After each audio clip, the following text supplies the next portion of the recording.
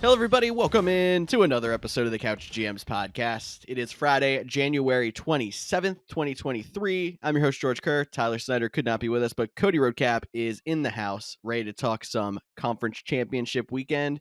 Cody, I know you don't have a horse in the race, but are you excited for this weekend still? Yeah, I mean, I'm definitely excited. I was excited about divisional round weekend.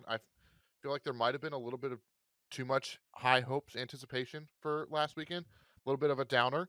Still some great matchups, but I do think we have the four best teams remaining this week. Super excited to talk about those games. A lot of good options to go with when it comes to playoff challenge. A lot of good competition. These should be two good games. I know sometimes that conference championship weekend gets to be a little bit of a downer. I would be surprised if this conference championship weekend is a downer. But on this show, we're going to hit some NFL news and notes. We're going to bring back quotes of the week because it's my favorite segment.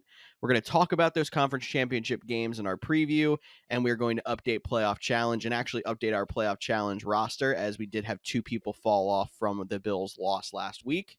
Make sure you find us on thecouchgms.com and on our socials. We're everywhere at the Couch GMs. All right, Cody, let's jump right into NFL news.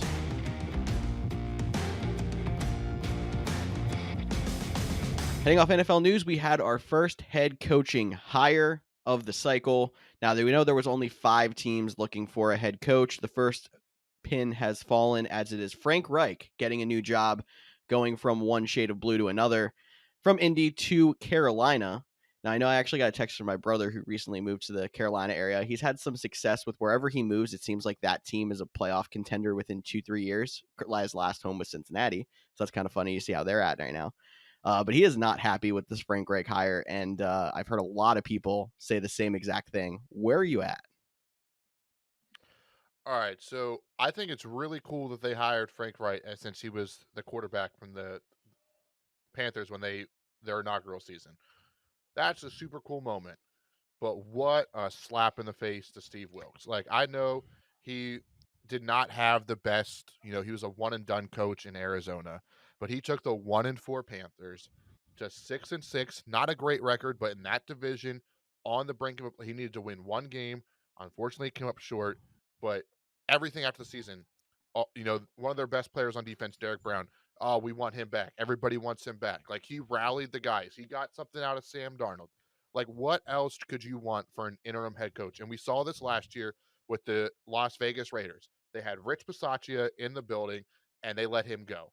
And guess what? Now went out. They got Josh McDaniels. They got arguably the best wide receiver in football, and they sucked. Yep. And you know what, Carolina? I know, like, there's a lot of hope around this team. They have some young pieces, but like, what are you doing? Like, this was not. Sometimes the interim needs to stay in place. I mean, heck, Jeff Saturday is getting a second interview I in was Indianapolis, about to say that. Like, I was going to say, and if Steve you're mad Wilkes. at the Panthers, the Colts are about to screw this up just as bad. But go ahead, continue.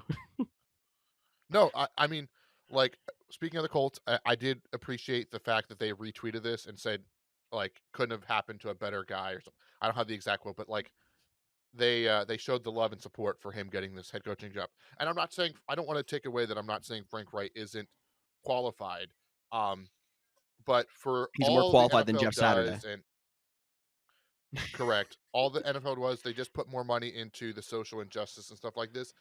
You know, I don't want to, like, play the race card, but like, it does feel like the Steve Wilkes thing is another attack at the Rooney Rule that has good intentions but is not being used properly. Mhm. And it seems like Wilkes should have been the guy in Carolina. 100% with you. I mean, a lot of times I think owners and GMs are going out there trying to analytically look at this thing, looking at this scheme like, oh, I think that this guy is, an innovator, or the guy is going to be the next big thing, or the guy that fits our offense the best, or whatever the case might be. There's too many times when you need a leader, somebody that connects with players, somebody that that makes players want to play for them, which is exactly what Rich Bisaccia was. Normally, you see a coach who's either offense oriented or defense oriented. He's a special teams coach, and that team turned it around under him because they wanted to play for him. And he surrounded himself with the right pieces, at least for the rest of the year, the best he could, and it worked out. I mean, Steve Wilkes seemed to have that exact same impact on the Panthers. The Panthers had a bad roster. They were expected to be in the middle of a rebuild, and like you said, they were competing for a division. And now all of a sudden this happens. I'm also with you. I like Frank Reich a lot as a coach. I think he has a chance to be successful. But when you look at the options that Carolina had, he was not the best option compared to what they already had in house. I think that's another thing worth mentioning is like I was kind of blindsided by this news, like whether you think Frank Reich, but like being the first domino to fall and it being Frank Reich was not what Oh no. I don't know what the odds were for DraftKings, but whoever bet Frank Reich first head coach hire, uh, they cashed in big time. I wonder though if there's any chance he can keep Steve Wilkes on as the defensive coordinator, maybe assistant head coach. I don't Like, know. is That's that bridge burned? yeah. Like, but if you can like that is how I think you can make the most out of this situation. I would have liked to seen it the other way. Maybe they would have kept Wilkes as the head coach, brought Frank Reich in for the OC for a couple years. But I think right now the Panthers need to be doing everything they can to keep Steve Wilkes if he's willing to stay now that they got passed over. Yeah, and I mean, I think there's a better chance of you having seen the situation where if you would have brought in Wilkes and brought in, if you kept Wilkes and brought in Reich to be the OC, like you're saying, the amount of people, like money people must have bought of saying Frank Reich was the first domino to fall. There's a chance Frank Reich wasn't even a head coach next year. Like he probably would have accepted an Right. offensive coordinator job. So it's not even like, oh, this is a slam dunk hire. We just didn't expect him to be the first one because he's not named Sean Payton. It's like, no, he wasn't a lock. I mean, I still think you definitely could have done worse, but Frank Reich is not their best option. So we'll have to see how this works out for Carolina. For sure. Well, we have four more coaches that need to be hired, head coaches why, but a lot of coordinators are on the move, and one of them that is headed to the big city, the Big Apple, the New York Jets have hired offensive coordinator Nathaniel Hackett, formerly of the Denver Broncos. He didn't even make it a full season as the head But you coach. know what this means? He was with the no, it means Rogers hashtag Rogers watch, baby. We talked about it just last week. How you couldn't tell me that the Denver Broncos didn't bring in Nathaniel Hackett, even if it was a small factor that they would go get Aaron Rodgers. And now we've heard all offseason how Woody Johnson, the Jets owner, is once would be, make a big swing at a quarterback. Robert Saleh said in the press conference, "We're committed to getting a veteran quarterback." Aaron Rodgers has talked glowingly about how much he enjoyed working with Nathaniel Hackett.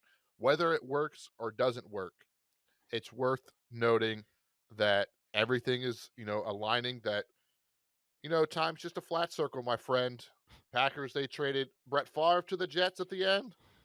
Packers going to trade Aaron Rodgers to the Jets at the end if, of course, he decides he wants to continue playing. In terms of Nathaniel Hackett, though, outside of the Rodgers watch, which I could talk about all day, but I do like this hire. I know he had a miserable time in Denver. I would have loved to seen what he could do with, a second year with Russell Wilson, like get them back on the same page. He went through some growing pains of being a young coach, having a first-time offensive coordinator, a first-time head coach, and a first-time defensive coordinator. Like there was a lot of youth, and I get it. Um, but like he's still a quality offensive coordinator, and maybe he's just meant to be an offensive coordinator. There's Yep. guys throughout the league who have had their chance to head a coach, didn't work out. They've been great as a coordinator, and maybe that's just what he is. He's a guy that he's going to get excited. People are going to want to play for him.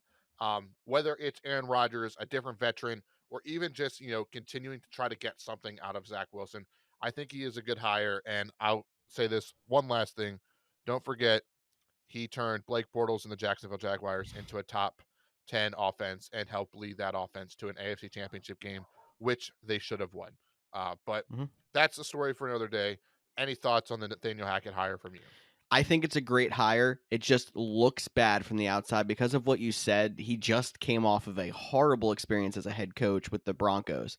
But there's more than one example of people who have been awful head coaches and very good coordinators. And that's just how it is. Whether it's not connecting with the guys the way a head coach needs to be, or just the ability to focus on one side of the ball. I don't know exactly what it is, but some people just that's the role they fit into. Another one who's next on our rundown is Dan Quinn. He didn't do fantastic at the end of his career with the Falcons. He's been a very good defensive coordinator. He's been going through some head coach interviews again. Don't know if that's ever going to work out or not, but we'll not know this year because he's expected to come back as the defensive coordinator for the Cowboys again next year. And then the other one is someone you mentioned earlier with Josh McDaniels, who he had a failed head coaching experience, was like 15 years ago or something. He ended up falling on Bill Belichick's staff. He was a very successful offensive coordinator with Brady there for years. Finally got his next head coaching gig and fell on his face again. I mean, he's still on the Raiders there, but didn't have a good start.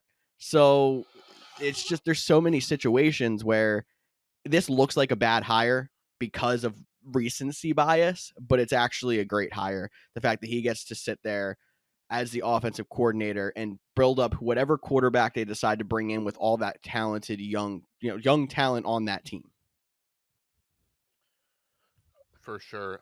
And you probably won't find a bigger Nathaniel Hackett fan than me. I loved him before he even became the coordinator, a coach. He was one of the guys when we were looking to hire LaFleur that I was like, I want Nathaniel Hackett. So definitely love what he has brought to the NFL in his game. Wish him nothing but the best. You mentioned Dan Quinn. Also did want to throw out there, Sean Payton has not had currently any second interview scheduled. It looks like he'll be back for another year in TV, whether it's fit, price, trade package. Doesn't look like Sean Payton's returning to the sidelines or just waiting for the Chargers to open up next year if they miss the playoffs. And then if you listened to last week's episode, which I hope you did, I just want to say Mike Pettin did get an interview for the defensive coordinator with the Minnesota Vikings.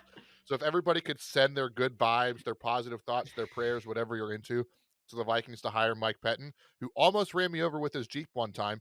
I'll tell that story later, maybe later in the offseason if he does get hired. But I did like Mike Pettin, but definitely it was time for him to move on. But I'd love to see him in Minnesota to fuel that rivalry, and everybody in the NFC North just circles around teams eventually. Happens in more than one division, but that's one of the more prominent ones. I think the only one that might be more is the NFC West. Because it seems like every single time someone gets cut by the Seahawks, they get added by the 49ers, and then they get cut by the 49ers, get added by the Cardinals. It's just, but those two divisions especially, it's just a never-ending cycle. But I think that can wrap up our coach and coordinator talk.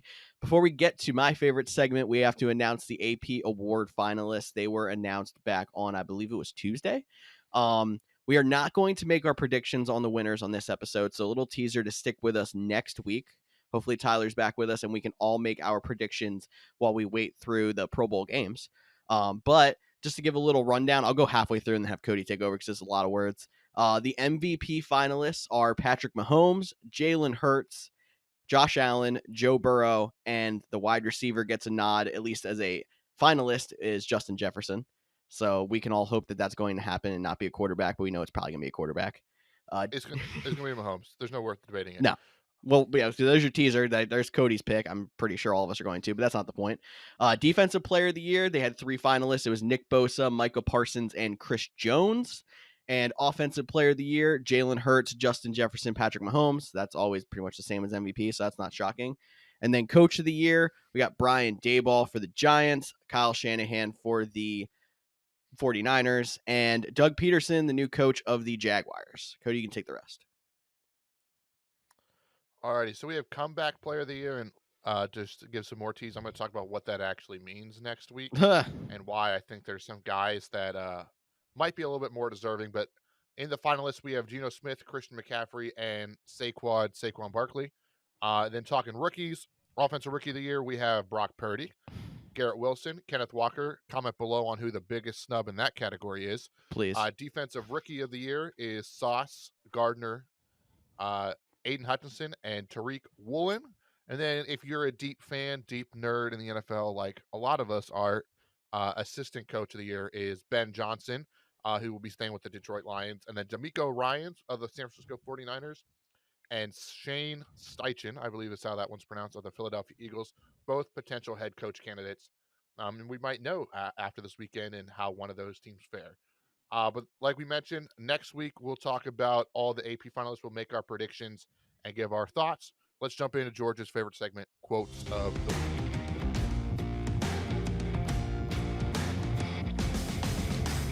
Quotes of the week starts out with everybody's favorite NFL player, Tom Brady. I mean, that was a little sarcasm there, but Tom Brady had an appearance on the Let's Go podcast and he was asked about retirement. He said, "If I knew what I was going to bleep do, I would have already bleep done it."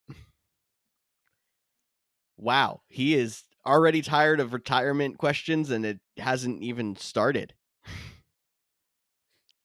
I mean, to his point though, like he went through it last year. Like he made the announcement early, decided he wanted to come back. I mean, we don't really get into the personal side of it, but he went through a hellacious year on the personal side, not the best on the professional side. Like he's a true free agent. Uh, what team is he going to go to? Like he has so many things to weigh in. Obviously, don't get me wrong. The reporter was just asking the question that needed to be asked. Mhm. But from the same standpoint, I understand Tom Brady's frustration. Like, look, I'm Tom Brady. Like, I will make the announcement. Like, let me just give me some time to think. I mean, I think the difference is like going back to hashtag Rogers Watch, baby. Uh, Aaron has come up and been like, yeah, I'm gonna take a couple weeks, and like he's on the Pat McAfee show, and Pat tries to instigate, and he's like, yeah, I'm just gonna take my time, and like we're just accustomed to it. So give Brady his time. But I do love, he did go on and try to like play it off and like that he wasn't like being super aggressive as the quote came out on, but it this new side of Tom Brady that since he's kind of got into the social media game, the TikTok, making an appearance on the match, ever since he left New England, I will say he's added a little bit more personality to him, which I have enjoyed, and this just adds to that. Oh, 100%. He's become at least kind of likable since he's left New England. When he was in New England, I don't know if it was the whole Bill Belichick thing and how he runs his ship very tight, or if it was just something about his demeanor in his peak years, but he was almost like this emotionless, evil figure that just is here to beat all of your favorite teams and win the Super Bowl every year and make us miserable. Like that's what he came off as because he didn't have that personality. So it has been nice seeing that personality come out since he has left New England and definitely helps you understand him as the person and feel for him at least a little bit in this situation when he keeps getting asked about it as opposed to before. For sure. And then our last quote of the week, which I think is hilarious. Bills general manager Brandon Bean, he did his end of the year presser after the Bills lost in the championship game to the Cincinnati Bengals, and he was asked, like what kind of like what do you have to do? Do you need more playmate, like et cetera, et cetera? And he pretty much just said, "I don't want to suck bad enough to have to get Jamar Chase. I would love to have him, but you must go through some lean years to do that." And in all honesty, he is telling the truth. Mhm. Like he went through like the Bengals, they had the number one pick. They got Joe Burrow, then he tore his ACL, and they were able to get Jamar Chase at 5. My only rebuttal is like, didn't you draft Josh Allen at 7? Like, Yeah. didn't yes, you traded for Stephon Diggs. You didn't have to like have, but like you were there at 1.2. So it was I get what he's saying, but like also realize like you were there at 1.2.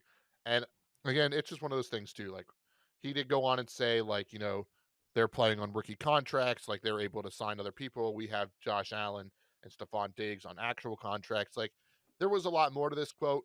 Um, so I don't want it to make it like we're throwing complete shade at Brandon Bean, but I did think it was really funny the way he worded it. I wanted to just double check and see if he was the GM back when they were, that near bottom feeder drafting Josh Allen. He has been their GM since 2017. So he was around when they were still rebuilding, getting Josh Allen. So yeah, it is kind of funny when you hear it said that way, but maybe he's saying he turned this ship around and he doesn't want to go back to that. And no one wants to stink bad enough to have a top 5, top 10 pick. I get that, but it is funny just the way he brought it out. For sure. And I think the Bills and the Bengals, like this season, they were connected for reasons we don't ever want to happen again on the football Oh field. yeah. Um, and like we're not even going to talk about the dumb conspiracies that are out there about that game. They don't even work, are not even worth the airtime. But I think there's Josh Allen. Patrick Mahomes, Joe Burrow. There's like this trio, and I think we all thought it was going to be Mahomes, Herbert, Allen going into the season, and we kind of slept on Joe Burrow, which we shouldn't have. And maybe Herbert can get there and make it a group of four. But I think these three are going to be connected throughout their time in the NFL and what they mean to their teams. And I'm looking forward to multiple high intensity Bills Bengals games in the future. We're definitely throwing it back to the Tom Brady, Peyton Manning era, but adding in that number 3. And then we have to see if any of those second tier quarterbacks, the Justin Herbert, if Lamar Jackson stays healthy and stays with Baltimore, those kind of guys can never break through that group. But it definitely seems like a pretty safe bet that those 3 are going to be the top 3 in the AFC for the foreseeable future. For sure. All right, George, let's get into conference championship preview. Kicking off Sunday, 3 o'clock with the NFC Championship between the San Francisco 49ers and the Philadelphia Eagles. So I debated a lot about what I had to say about this game, but I kind of want to hear what Cody has to say first, so I want to see if I sound biased or not. So I'm going to change it up a little bit. I'm going to let Cody go first.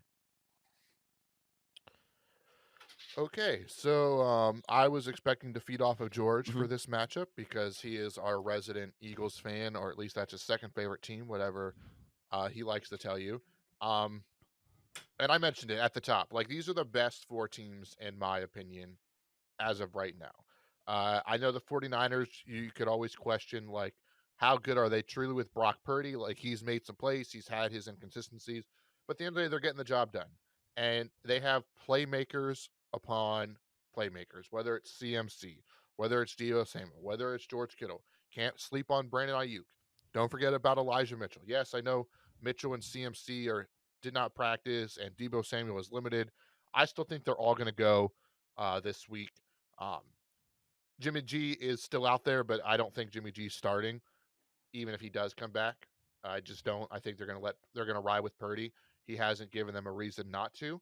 Um, it would be interesting if they were somehow to squeak by, but Purdy has like a 3 interception game, and Jimmy G has 2 weeks for the Super Bowl. That would be one thing, but I think Brock Purdy is the guy, Mm-hmm. whether or not Jimmy G plays. On the Eagles side, like this team again, like this matchup might be the most stacked rosters we've seen in the NFL in a long time. Like whether it's on offense or defense. I talked about the offensive guys on the Eagles side. They have Dallas Goedert, Devonta Smith, Miles Sanders, AJ Brown. On defense, the 49ers, they have Fred Warner, Nick Bosa, Eric Armstead, the dude I can't pronounce his last name that they drafted in the 5th round that's been lights out at safety. And then on Oh, the Eagles Hufunga? side, that guy. And then on the Eagles side, they have the front line. I mean, Hassan Reddick plays like 50% of the snaps because they're so deep. Yep. Still had 16 sacks this year. James Bradbury, big play Slay on the back end. Their safeties are getting healthy. Their linebackers are underrated. Like, this is going to be a great matchup. And I would say the Eagles have the edge based on quarterbacks. Jalen Hurts might not be the prototypical quarterback. He might not be the guy but there is just something about Jalen Hurts that I think we always talk about it with like Tom Brady. Like Tom Brady's not the most athletic. He's not the most gifted passer, but he just has a passion that carries a team. And I repeat, I am not saying Jalen Hurts the next Tom Brady. I'm not comparing them, Mm-hmm. but I'm saying, Joe Burrow has it too. Like Yep. there's just something about him that in big play, like this team rallies around him. And that is what Jalen Hurts is doing. They get to play at home. They get to play in front of the Philly crowd. I think it's going to be electric. I think either team can win this game Mm-hmm. 100%. It's going to come down to who makes the less mistakes.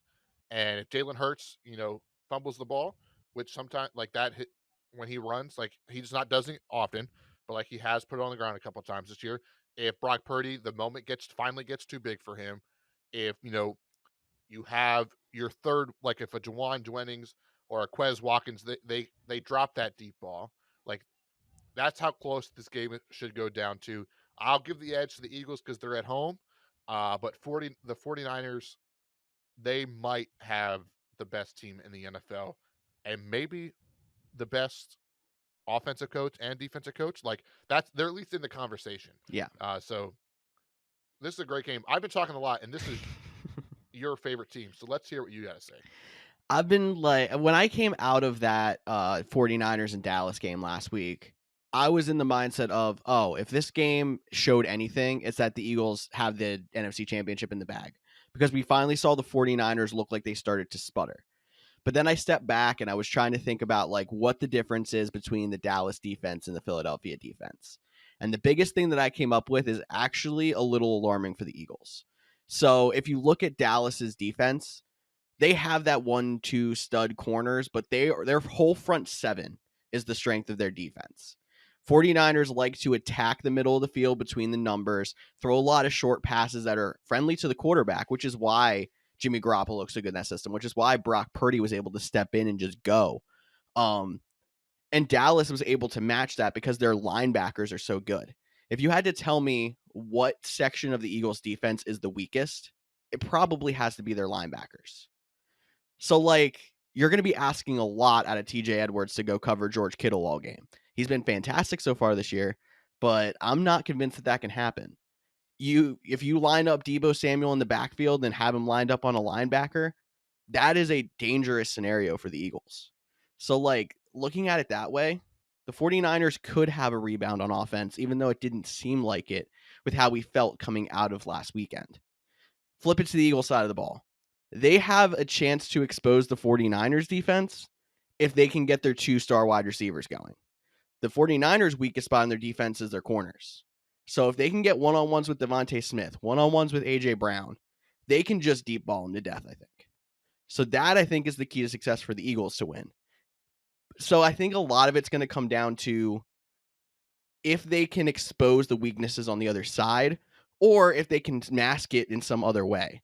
If the 49ers can get pressure, if the Eagles can get pressure and take away some of those things the other team wants to do, I think sacks and quarterback pressures are going to be what comes down to win this game.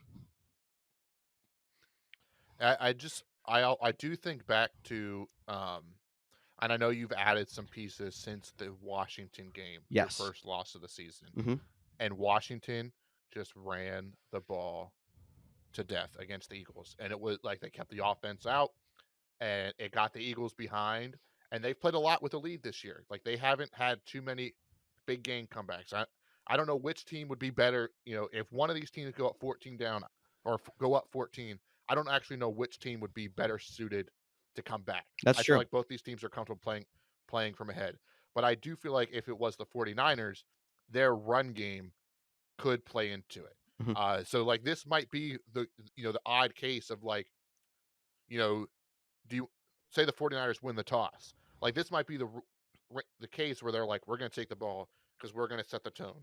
Like we're going to, if the 49ers were to win the toss and Christian McCaffrey and Eli Mitchell and, ran the ball, 10 times, they ate up 7 minutes. Brock Purdy made a couple throws and they scored a touchdown. Next thing you know, like they were able to take all that energy out of that stadium in the first 7 minutes. And then God forbid the Eagles come out in 3 and out. Like now you're sweating. Yep. But you say the same thing about the Eagles. They go out there, they get that crowd hyped up. Heck, even if they come out, they hit a deep play in the first 3 plays to A.J. Brown or Devonta Smith or heck, even Quez Watkins. And now the link is rocking. And Brock Purdy the first 15, I think, is going to tell a lot about this game. Mm-hmm. And, hey, the Eagles, albeit they were up 14-0 on the Packers, they let them back in the game. Jordan Love almost won it. So, like, there is weaknesses. Like, these are as close to perfect teams as you can get, but there are weaknesses. And it's a great matchup, and it's a great way to kick off. And I am super glad from, like, on a personal standpoint that both of these games were on Sunday and they didn't do, like, a Saturday night game and a Sunday night game. Yes. So I can get all my stuff done on Saturday and enjoy football on Sunday. And I'm 100% looking forward to this game. But my wife already thinks it's going to be the Eagles and the Chiefs because the Kelsey brothers meeting up in the Super Bowl. Like that's what the NFL wants. So I see. My wife is on the Eagles bandwagon. Well, no, she's not rooting for the Eagles, but that is what she thinks is going to happen if the NFL was scripted. Okay. So I have one hypothetical then before we move off of this game. So we're talking about like who gets out to the lead first or whoever finds the most success. What happens or who do you think can win if we get through one quarter and like there's 20 yards of total offense and it's 0-0 and the defense is just taking over the game, like who do you think wins a defensive slugfest? San Francisco. Okay. I think their playmakers are slightly better. Okay. Like, That makes sense. I'm not saying your playmakers are bad, No. but I would rather have George Kittle, Christian McCaffrey, Deebo Samuel than Dallas Goedert, AJ Brown, Devontae Smith. Very close, but so I would just the thing like it's crazy because Deebo Samuel, he's elite, but he's still the biggest X factor because he can be lined up everywhere. And how much like I feel like they're just being super extra cautious with him, and he'll be ready to go, and he'll take snaps from wherever, and he's going to play.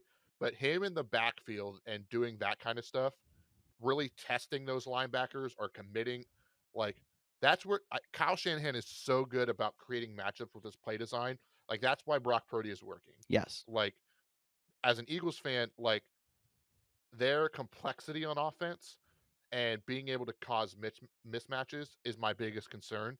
Like I do think despite them being the 2 seed, I think the 49ers are a better team at this point in the season. Yeah. And not by much. It's a very slim margin, but I do think the 49ers are the better team. But I do think the Eagles they're good enough to overcome that, especially playing at home. And on paper, much healthier. And I'll end it with, I will say if Garoppolo was in this game, the 49ers would be a favorite for me. Because I know like people are going to say you're not giving respect to Brock Purdy, but he's Mr. Irrelevant for a reason. He's in the most quarterback friendly offense in the league, which is what we've been saying through this whole entire thing about, short passes, getting mismatches, blah, blah, blah.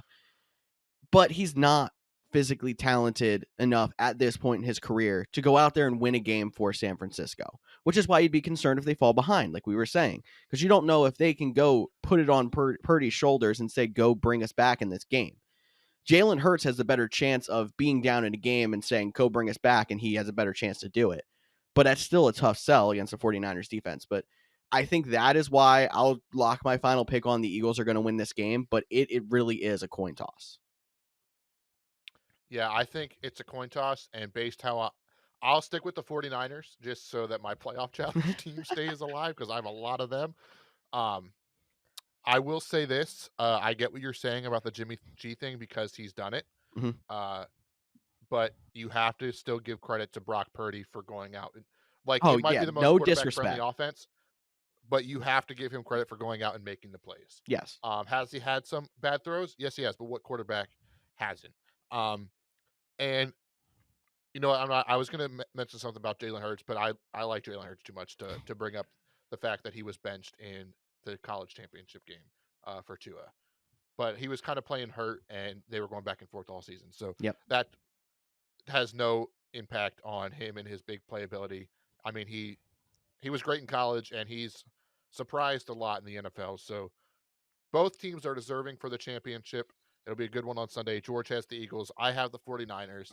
And then the Sunday night game, which I think the NFL really wanted to be played in Atlanta and could have been on Close of the Week, but better send those refunds back by Joe Burrow post game after they went up to Buffalo and won the game. Now they will have to go to Kansas City. And this rivalry has been a lot of fun. The Bengals have beat the Chiefs the last 3 times, including last year, AFC Championship game in Kansas City, go to the Super Bowl. Before we get into this game, I just want you to I saw this stat on the internet, and I'm just going to tell you it, Mm-hmm. and I want to see if it blew your mind like it did for me. Okay. And then if it doesn't, I'm going to explain why it should have. Okay. Joe Burrow and Patrick Mahomes, outside of their rookie years, respectively, have always made it to the AFC Championship game. Patrick That Mahomes doesn't didn't play. feel like it. Patrick Mahomes didn't play in his rookie season except the last week because Alex Smith was there. Yep. So every week, so he's been to 5 straight AFC Championship games now, which is also wild. Yep. Don't only have 1 Super Bowl and 2 Super Bowl appearances. But I can't talk too much smack. Packers been to 5 AFC championships That's also since an Andy Reid 2010 coach and only team, honestly. Like, you remember back in the early 2000s, Eagles got to 4 straight and made 1 Super Bowl. So that just seems to be Andy right. Reid.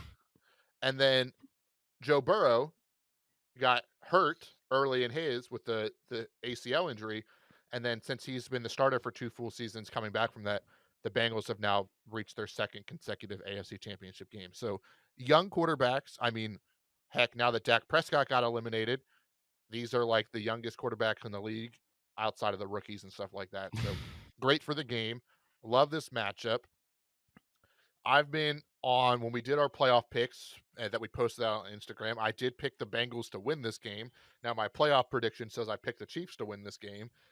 I was super excited for Bengals Bills last week, and I'm even more excited for Bengals Chiefs. I think 49ers Eagles will be a great game. But both these teams, they both have guys that you enjoy rooting for, whether that's Joe Shiesty, Joe Burr, Patty Mahomes, Travis Kelsey, Jamar Chase, T. Higgins, even Juju Smith Schuster. Like his little resurgence has been fun. And don't forget about Isaiah Pacheco and Jerick McKinnon. Like where the 49ers and the Eagles, they have like the superstar power. Mhm. Like, yes, Jamar Chase is a superstar. Like the Chief, the Bengals are probably closer to those two teams, but like what the Chiefs have been able to do to get better, how good they've been, incredible matchup. Mahomes looks like all gas, no break with on that ankle, despite looking like the dude might need surgery the next day after rolling it against Jacksonville. Um, Hardman, limited participant, and then all the offensive line issues for the Bengals. But I'm not even worried about that after they, played so well against Buffalo in the snow in Buffalo. George, what is your thought on this matchup? Well, the first thing I want to say after you threw that stat at me is why are we throwing Josh Allen in this conversation with Joe Burrow and Patrick Mahomes? Like, we're making it sound like it's Joe Burrow and Patrick Mahomes and then the field. It might be. It might be, honest. Dude, all right, I'm just going to take a quick pivot. We'll Okay. come back to this All game. right. But how stacked would the AFC be next year if you take all the quarterbacks that are already there? Mm-hmm. Lamar Jackson stays in Baltimore. Mm-hmm. Tom Brady goes to Las Vegas. Aaron Rodgers goes to the Jets. Think about that. The AFC would be stacked with quarterback play. You could literally have 7 teams in the playoffs, and all 7 of them have a budding superstar or superstar quarterback. That's like a realistic statement. For sure. Like it's crazy on how stacked the AFC could be next year. But let's get back to this year and the AFC Yes. matchup game. And I think you're right. Maybe it is Joe Burrow versus the field. I mean, heck, Dan Orlovsky came out and said Patrick Mahomes is the best player in football, but Joe Burrow is the best quarterback. So I don't know really know how to Oh take no. that. Uh, so we're just gonna let that. I just want to give him a shout out. But all right. Let's break this down then. Yep. Let's start with the Chiefs side. Mhm. Patrick Mahomes. I'm not worried about the ankle. It might limit his mobility. It might, but he's good enough from the pocket. He's still gonna make plays. He'll throw a no looker on you. Like I think on the Chiefs side, it's gonna come down to how productive can they be on keeping them honest in the run game. That's a big question mark because if they get down, if they go down or something like that, Andy Reid has been known to fade away from the running game. And then two, like because Juju has played great this year. Nicole Hardman has played great this year. Marquez Valdez-Scantling has played very well this year. But like they're not on the same tier as like I would think you would take the big 3 in Cincinnati over the big 3 wide receivers in Kansas City. I don't think anyone's saying that's egregious at all. That's not, but I almost feel like that's unfair to say anyway, because take away the positional tag, and I think the best receiver, just straight hands or getting the ball in key situations, is Travis Kelsey in this whole matchup. In key situations, I would take Travis Kelsey over Jamar Chase. I would take Travis Kelsey over T. Higgins. I'm just saying. I that would be an interesting debate. I think it's very close, but I think there is if I need 6 yards for a first down, I would take Travis Kelsey for sure. if I needed a big play, I would take Jamar Chase. If you have Like if I 12 needed a spark, seconds because and Jamar, you're down by a field goal, you take Travis Kelce because it's worked before. yeah, but I think Jamar Chase might make it work too. Like he super talented. But I get what you're saying. Yeah. But my whole point of that was like who they're gonna need. Like Travis Kelce is gonna eat. He's gonna get his. We've seen it all year. But they'll need Juju Smith-Schuster to step up and make a couple plays. They'll Yep. need Marquez Scantling to haul down a deep over route once or twice. Like they'll need those guys to step up. They'll need a big run from Isaiah Pacheco, like we saw last week when they were like Patrick Mahomes and Travis Kelce can't do it all. That is my only concern. Like who on the Chiefs have done it. We've seen it all season long, but when the Chiefs lost to the Bills this year, they lost to the Bengals this year. I mean, heck, they lost the Colts too. I'm not going to bring that one up, even though I just did. But like in a big game, in a big moment, which guy on the Chiefs is going to step up? Not saying they all are talented enough to do it, but that is my big question why I'm leaning towards picking the Bengals. But if you can talk me to the Kansas City Chiefs, I am definitely open to listening. Now you see, like, I led that off by defending Travis Kelce and like making it sound like I was leaning Chiefs, but I was more just trying to like give you the perspective, like, don't just look at wide receivers, look at pass catchers, because I would have to say I would still trust Travis Kelce as number one pass catcher in this matchup. But then 2, 3, 4 are all Bengals. So there's your argument of like, you really need a Juju to step up. You really need a Mecole Hardman to be healthy and have a couple of big plays because he's the closest thing to a Tyreek Hill they have. Or you need Marquez Valdes-Scantling to get his 2 deep balls or whatever it is. Like you need somebody to step up as opposed to the Bengals. You just need to go out there and play ball because you know they are that talented wide receiver room that it's expected. It is more likely for them to go out there and get theirs than all those Chiefs pass catchers. But anyway, man, I actually threw me off of my saying. So, oh yeah, that's what it is. So the Chiefs, when you think about it though, have been so efficient that like this For game's going to sure. come down to turnovers. A good chance. And there's a good chance the Bengals take care of the ball because they're hot right now. They are not as turnover, ridden of a team as like the Bills were last week, which is what I said my problem was with the Bills. The Chiefs are the closest thing to the modern day Patriots. The Patriots didn't have anybody that we cared about for most of their Super Bowl wins. There were some, they had Randy Moss for a year, if I remember correctly, or whatever. But like they They didn't turned. win when I had Randy Moss. Okay, you're right. That was the That year was the that year they they were lost to the undefeated and Giants, I lost think. to the Giants. Is that what that was? I believe, Okay. yes. But yeah, you know what I mean. But like majority of the time when they won their Super Bowls, they had some no-name dude named Wes Welker who they made a household name because they did so well with him. Danny Amendola, like those But they had receivers, Gronk. they had Gronk. So I get So your there's point. your other comparison, like Travis Kelce equals Gronk. The wide receivers are these like solid guys that know how to play the wide receiver position, but they're not superstar Jamar Chase, not first round pick T. Higgins, not one of the most slept on wide receivers in the league, Tyler Boyd. Like, that's why like the efficiency and how well coached the Chiefs are is what makes me have to say I'm giving them a chance. But their defense is the thing that scares me and why I am still leaning Bengals. I'm not worried about the Chiefs putting up points, despite the Bengals having a solid defense. I'm worried about them holding the Bengals down enough, or if the Bengals get the ball last, they can go get that game-winning drive. Yeah, I think that's valid. I'm on the Houday train, though, despite me picking pretty much all Chiefs in playoff challenge. But why don't we jump into playoff challenge?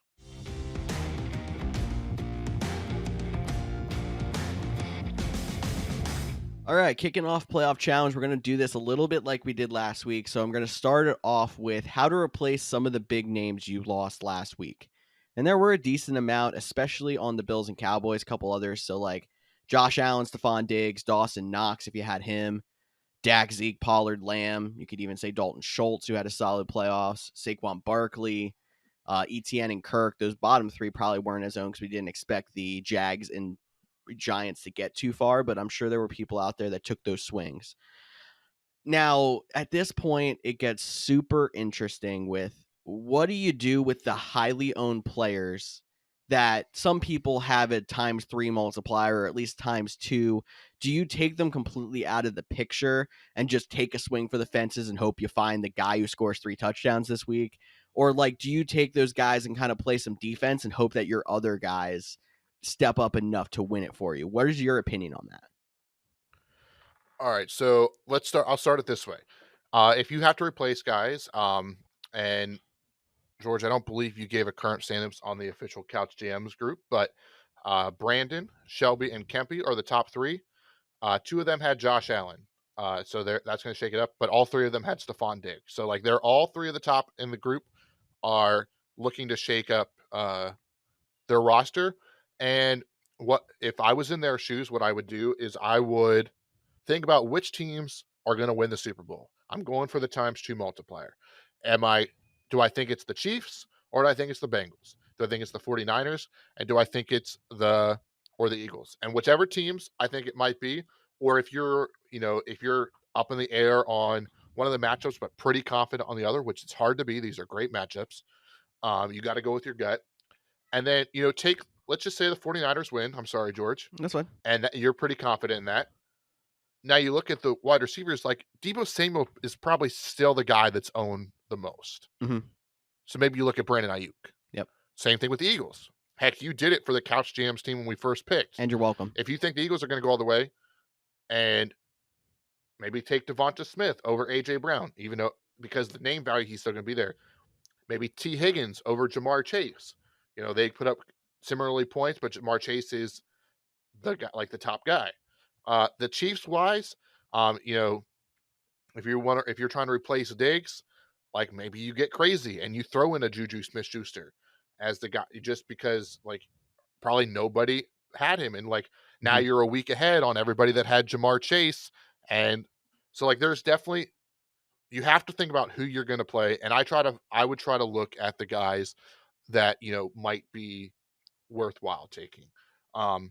And I'm probably out on Patrick Mahomes at this point because at the end of the day, if he's going to make it to the Super Bowl, good chance is everyone has him at times 4. So your times 2 isn't really going to help you. So you're going to have to hope that whoever your times 2 is has a better game to give you a little bit of a point edge. It won't be over the times 4, but that's how you should look at it. Some of those top guys at this point are not the guys you should go after. And the Couch GMs team themselves, like we're looking to replace Stephon Diggs this week and the Bills defense. Defenses, they're a little bit more of, a shot in the dark. That's just the way it is. And, especially but in luckily these we have matchups. times 3. There's also there's a lot of people with times 3 because these were the 4 teams that we thought were the best.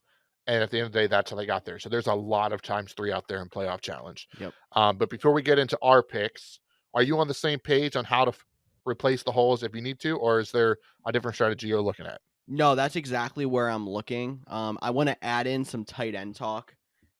If you're confident that the Eagles are at least going to get to the next round, whether they win the Super Bowl or not, Dallas Goedert is by far the best play at tight end because it's George Kittle 47% started, Travis Kelce 42, next closest guy Dallas Goedert 5. So you're not going to be behind that many people jumping on Dallas Goedert. There's a good chance that he goes out there and plays well like he has in the past, and he's going to get you at least a couple points back on those Kelce and or at least keep you in the race at least, as opposed to just sitting there watching those times 3 points pile up against you with the other 2. But wide receivers is the most interesting thing that I've seen. So there are 4 teams left.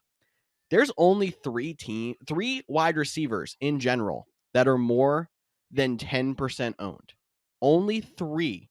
Jamar Chase 60, Deebo Samuel 41, AJ Brown 36. So then the next 3 are Brandon Ayuk at 8, Devontae Smith at 7, Juju Smith-Schuster at 6.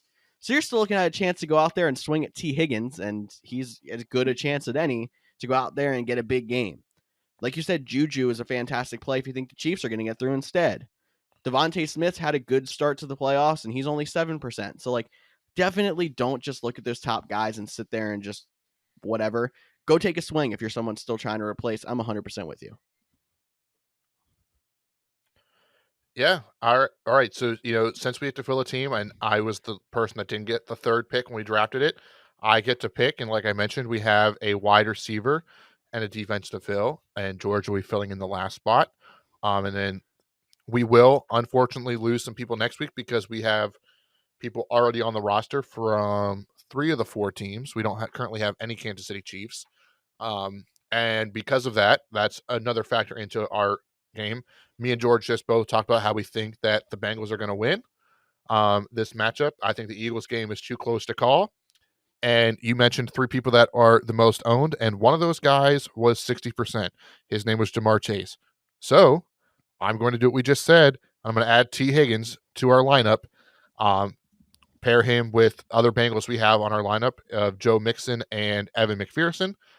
Just to recap, our lineup is currently Jalen Hurts, Christian McCaffrey, Joe Mixon, Devonta Smith, now T. Higgins. It was Stephon Diggs, George Kittle, and Evan McPherson. And we have to replace the Buffalo Bills defense with George. The floor is yours.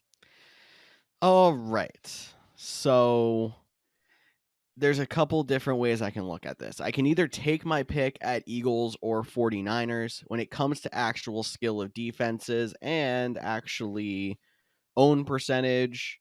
They are the top 2. I don't know if the 49ers defense makes much sense. They're already 62% owned.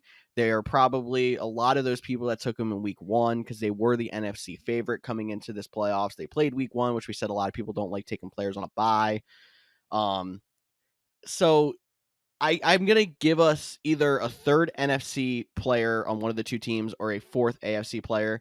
I don't want to take the 49ers because of that own percentage. I don't think it's going to get us anywhere. The Eagles defense is next on there. They have the highest average points per game so far. Obviously only had played 1, so a little bit different there, but 17% owned. Not as bad. Not my favorite.